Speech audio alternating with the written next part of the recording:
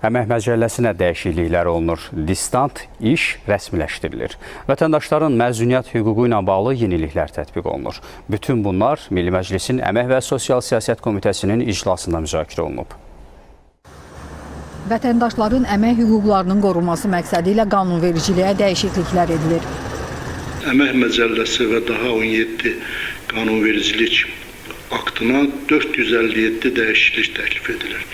Bu bizim son illərdə qəbul etdiyimiz ən böyük dəyişikliklər olacaq qanun layihəsidir.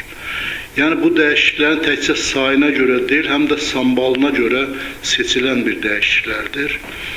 Və bu dəyişikliklərin yaranmasının da çox ciddi əsasları var, səbəbləri var. Əmək Məcəlləsinə distant iş, yəni əmək funksiyalarının elektron, proqram texniki vasitələr əsasında uzaqdan yerinə yetirilməsi forması və teleiş, yəni əmək funksiyalarının telekommunikasiya vasitələri əsasında məsafədən icra olunması kimi anlayışlar daxil edilir. Üçüncü maddədə anlayış əlavə olundu ki, məcəllədə artıq bu təsbit olunsun. Dördüncü maddədə qeyd olundu ki, distant işləyən işçilərin də Əmək Məcəlləsinin təminatları ilə tam əhatə olunması təsbit edilir. 55-ci maddədə isə distant işə dair əlavə əmək şəraiti tərəflərin razılığı ilə əmək müqaviləsində müəyyən olunur. Misal kimi deyə bilərik ki, işçi ofisə gəlmir, evdən işləyirsə, onun əmək hüquqları, əmək haqqısıdır, məzuniyyətidir, sosial təminatlarıdır. Bunlar tam şəkildə Əmək Məcəlləsi ilə yenə də qorunur və distant iş şəraiti müqavilədə ayrıca göstərilir. İşçinin məzuniyyətdə olduğu müddətdə aldığı əmək haqqı yeni qaydada müəyyənləşəcək. Yəni, həmin dövrdə alınan əmək haqqının məbləği sonuncu əmək haqqıdan az olmamaqla müəyyən ediləcək.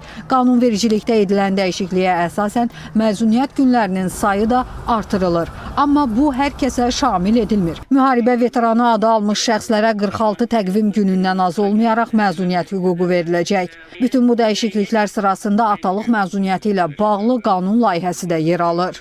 Gender bərabərliyinin təmin edilməsi məqsədi ilə uşağın doğulması ilə əlaqədar kişilərə tibb məsələlərindən arayış təqdim etməklə doğuşdan əvvəl və doğuşdan sonra bütövlükdə cəmi 14 təqvim günü dövrü üçün ödənişli məzuniyyət verilməsi ilə bağlı norma yaradılır. 125-ci maddənin 4-cü hissəsində norma müəyyən edilir. Yeniliklər həm də sosial ədalətin tətbiqinə xidmət edir. Təklif olunan dəyişikliklərə bütöv şəkildə yanaşdıqda görürük ki, bu layihə əmək münasibətlərində hüquqi müəyyənliyi artırmağa, rəqəmsallaşma, məsafədən iş, yeni məşğulluq formaları ilə bağlı hüquqi boşluqları aradan qaldırmağa, işçilərin sosial və iqtisadi hüquqlarının daha dolğun müdafiəsinə, eyni zamanda işə götürənlər üçün aydın və proqnozlaşdırıla bilən hüquqi mühitin formalaşmasına xidmət edir. Əmək Məcəlləsində əlavə və dəyişikliklər də bir mənalı olaraq insan amilinə, sosial ədalətə, cəmiyyətin inkişafına, ictimai inkişafa xidmət edir və çox mütərəqqi əlavələr, dəyişikliklərdir. Bunların içərisində Beynəlxalq Əmək Təşkilatının konvensiyalarının tələblərinə geniş miqyasda əməl etmək üçün atılan addımlar çox əhəmiyyətlidir.